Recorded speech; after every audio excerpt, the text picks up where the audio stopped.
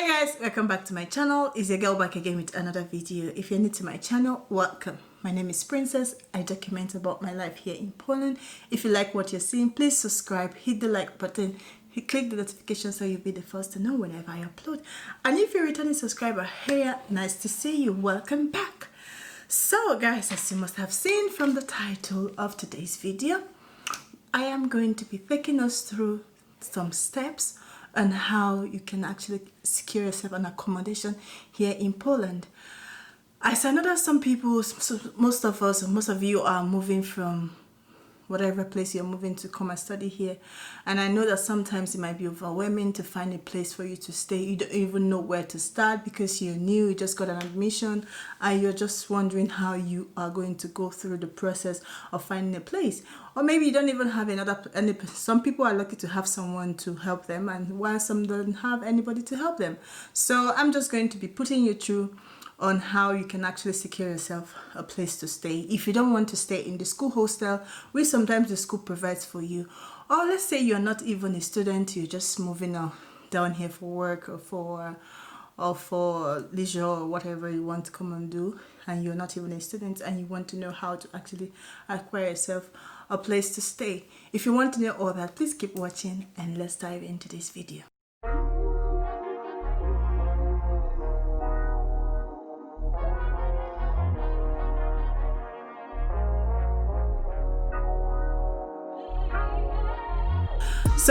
So the first thing, first you need to decide what you want, the type of apartment you want.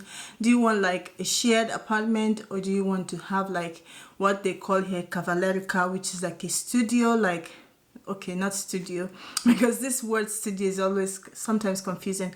I will call it like a room, if a room apartment. So it's like a room, kitchen, toilet and bathroom. Sometimes bathroom and toilet are together, so it's just a room for yourself. Or you want a shared apartment where you have like 2-3 people, or as many people as possible, which is also sometimes cheaper. You can get 2 people in a room, 2 people in a flat where it's like 2 rooms and 3 rooms or something like that. So first of all, you need to decide what you want. So when you decide, then here in Poland there are so many platforms where you can actually go in search of what you want. So there's Facebook Market, there is Gum3, there is Autodom, there is there are actually some agents that actually have their own they have their own private firm to actually help you look for places. There are tons and tons of places you can go. I will put the names of the legit ones that I know, because guys, there's so many fake links and so many scams out there in terms of searching for house. But I will send the ones that I have tried, that I know they're not scams, even though you can still get scammed on them, but I know they're authentic. So I'm going to put the links here. So when you go to these websites, they actually have filters that can show you. You can start with the amount of rent you want, 1,000, from 500 to 1,000, how many rooms, the floor, an elevator, all these kind of things that you require, all the amenities that they have. So you can actually click and then search, and these websites will show you what they have. So here is where the job starts from, because when you see a house that you like, the first thing you do is, depending if they have like someone to write an email to, or they have a phone number to call. Guys, if you don't speak Polish, I don't think you actually succeed with calling directly with English, because sometimes some of them don't understand. So what I usually do is that I give the numbers to my Polish friends to help me call them, which some of them also understand sometimes that, okay, that the original person that wants this apartment cannot speak, so they actually help. So you have to just write them or call them, and yes, you fix a time for you to go and check this apartment. And yeah, now that there is COVID, they actually have like a virtual way of viewing the apartment. But anyway guys, one things you should also consider before getting these houses or an apartment or whatever you want, or what you want to get, is that you should consider the proximity of this place to either your workplace, to school, or to the shops and something like that. Just make sure that when you are reading all the things that are entailed for this, because basically they all show the descriptions of where this house is located, which shops are very close to this place, tram stops, bus stops. They show the proximity, so you have to make sure that the one you're choosing is actually not very far away from where you're living or where you're working or something like that. So, but sometimes it might be more expensive. So some people prefer to choose outside the city and something like that. So especially if you have a car, I think it's okay for you. But if you don't have a car, you're taking public bus, I think it's easier for you to stay closer.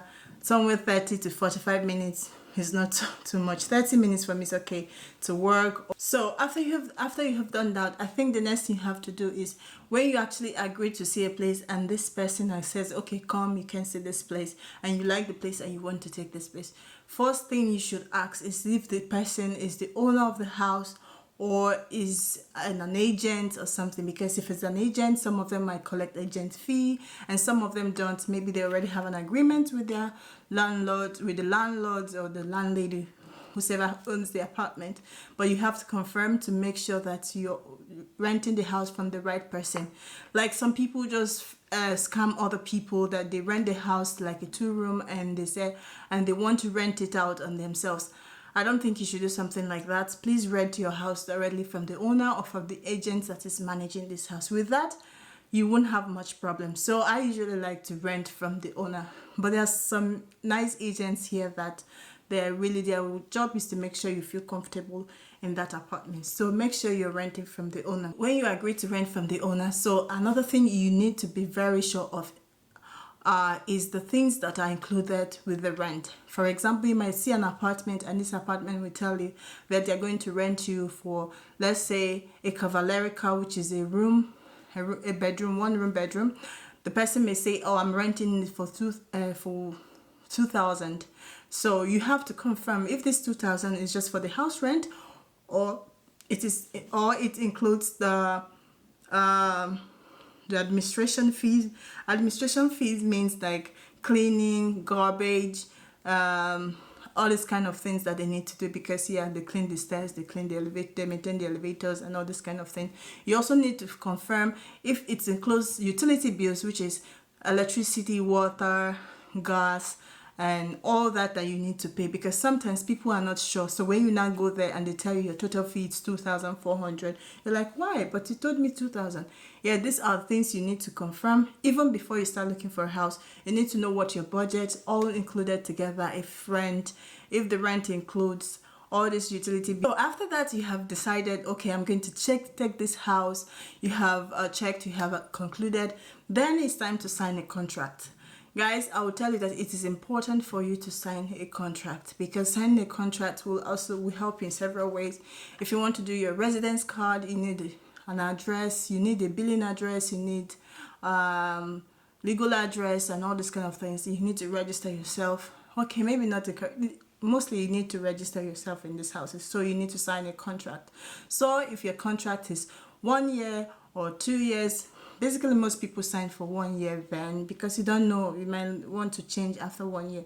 So I'll advise you to sign a 1 year contract. However, you need to confirm if this contract you're going to sign an occasional lease. Occasional lease is like a kind of lease that you have to find, like in my country call it a guarantor, like someone that can guarantee that if the landlady or the landlord needs you to leave the house, that you have a place to stay. This is basically most times used for Polish citizens or Polish people, because this is their this is their country, so they might have their parents' house, their uncle's house, or somewhere to stay. So as a foreigner, I don't know if I can sign such a contract because I don't really have a place to stay. So most times I tell them, okay, we'll sign a 1 month. I just tell them that we can just sign with a 1 month notice. So 1 month notice is that if I want to leave the house, I have to inform them before the time of the contract ends. I need to inform the landlord or the landlady 1 month before.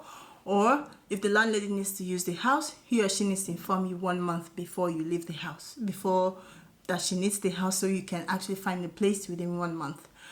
And yeah, so you need to confirm, because if you don't and you just sign the contract, and if he or she needs his house, he is eligible to throw you out. Then after that, you have signed the contract, you like the place you're moving in.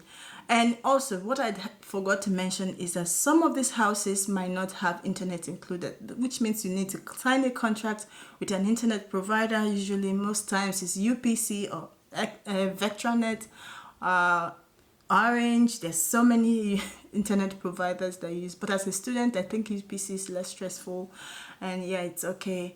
Vectranet is what I'm using now. I was using UPC before, but yeah, you're going to sign a contract for that. Some of the houses may have internet included. These are the questions you need to ask when you go for your first viewing, and know all that you're going to be paying for. Also, guys, bear in mind that whenever you're going to be paying for a house, bear in mind that you're going to have a deposit, and this deposit might be refundable or non-refundable, depending on who the landlord and the landlady is and how you manage their house.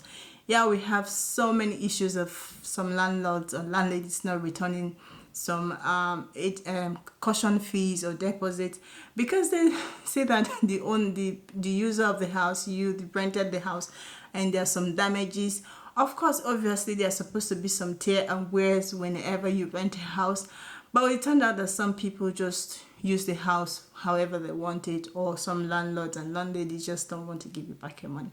So I will advise, if you're moving to a house and you're living, just make sure that when you are moving, you have a picture or a video of how everything were before you moved in, so that when you're moving out, you can put it back like that. If you need to repaint, if you need to wash, if you need to clean, because these are the things they are going to use your money for. Because the landlady may tell you, oh, I saw you broke a wall, so I'm going to fix it with 500 zloty, and you cannot question her with that.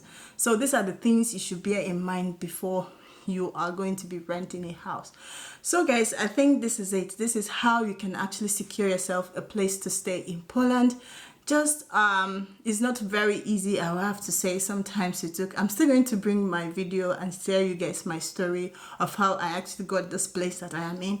It's not that easy, especially when you're a foreigner, to get a place to stay, but it is is something you can do. It's worth trying, so you can get somewhere. You can get something, I mean to say. So guys, I don't know if I rushed this video. I was just speaking very fast so that I don't spend much time. And yeah, I hope this video is helpful for you. At least you know where to start and what to do if you're looking for a place to stay. As always, guys, if you like this video, don't forget to give it a thumbs up. Don't forget to subscribe. Don't forget to hit the notification button, so whenever I upload, you'll be the first to know. I'll see you guys in my next video. Bye. Kisses. Bye.